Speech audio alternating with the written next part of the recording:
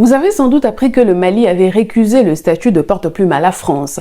Dans une correspondance adressée au Conseil de sécurité des Nations Unies le 1er mars 2023, le ministre des Affaires étrangères et de la coopération internationale malienne avait exprimé son souhait de retirer les statuts de porte-plume à la France sur le sujet concernant le Mali au Conseil de sécurité des Nations Unies. Mais c'est quoi exactement le statut de porte-plume aux Nations Unies? Élément des réponses. Avant d'aller plus loin, comprenons d'abord comment fonctionnent les conseils de sécurité des Nations Unies, qui est l'un des organes principaux parmi les 6 autres que compose l'Organisation des Nations Unies. Son but ultime est la paix à travers le monde, mais il règle aussi les conflits entre les États. Retenez bien ceci, règle les conflits entre les États. La particularité du Conseil de sécurité des Nations Unies est qu'il est le seul habilité à prendre des décisions qui obligent les États membres de l'ONU d'appliquer. C'est-à-dire, les résolutions du Conseil de sécurité des Nations Unies est la parole d'évangile pour les États membres de l'organisation et ne peuvent s'y opposer. Il faut savoir que tous les pays membres des Nations Unies ne sont pas membres du Conseil de sécurité des Nations Unies. Seuls 15 en sont membres et dans ces 15, 5 seulement sont membres permanents, c'est-à-dire ils ne sont soumis à aucun mandat. Vous le connaissez, il s'agit de la Chine, des États-Unis, la Fédération de la Russie, la France et le Royaume-Uni. Et les 10 restants sont votés pour un mandat de 2 ans. Au Conseil de sécurité des Nations Unies, seul le président du Conseil ou l'un des membres peut convoquer une réunion. Or, nous savons que plusieurs pays membres de l'organisation, mais non membres du Conseil de sécurité, ont parfois de problèmes d'insécurité dans leur pays respectifs qui nécessitent l'implication de l'ONU, à l'occurrence du Conseil de sécurité. Ces problèmes peuvent être la guerre, une rébellion, contentieux électoral qui donne lieu à une crise, coup d'État et bien d'autres.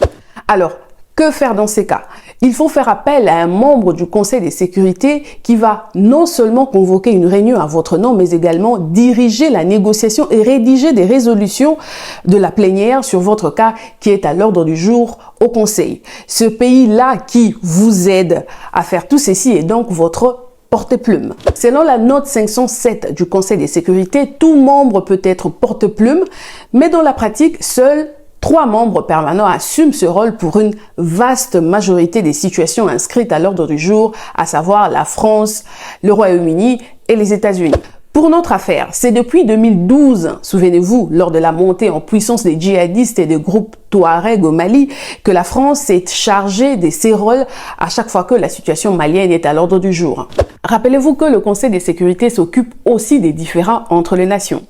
Et nous arrivons en août 2022, le Mali porte plainte contre la France auprès du Conseil de sécurité pour des actes d'agression, des subventions, des déstabilisations et des violations de l'espace aérien malien par des aéronefs de forces armées françaises.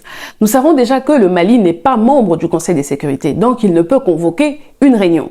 Le personne habilité ici est soit le président du Conseil, soit le porte-plume du Mali qui est la France. C'est donc demander à un voleur de rédiger une plainte pour sa victime contre lui-même.